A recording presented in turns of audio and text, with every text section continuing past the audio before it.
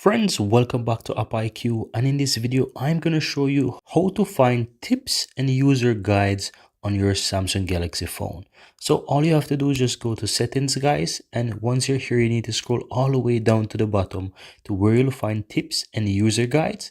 And if you click on that, you will see that you have a bunch of different categories here, as you can see, or let's say topics that you can go through. So you have the basic features, settings and personalization, digital lifestyles, connected device, security and privacy, pictures and videos, and so much more. And if you tap on any one of them, let's say you tap on the pictures and videos, you will see that it opens up a wide range of different tutorials or how-to guides that you can basically go through and you can read. So let's say you want to learn how to take quick videos. You can simply go ahead and tap on that and you can see the instructions how to easily do that. So very easy stuff here, guys. I really hope that you found this useful. So you can go to different categories and you will be able to see that they have a wide range of different guides available to you. Also, if you click on one of them, you will see that once you click on that, you'll be able to go through those different tutorial next to each other. So that's it, guys. Very easy and very simple.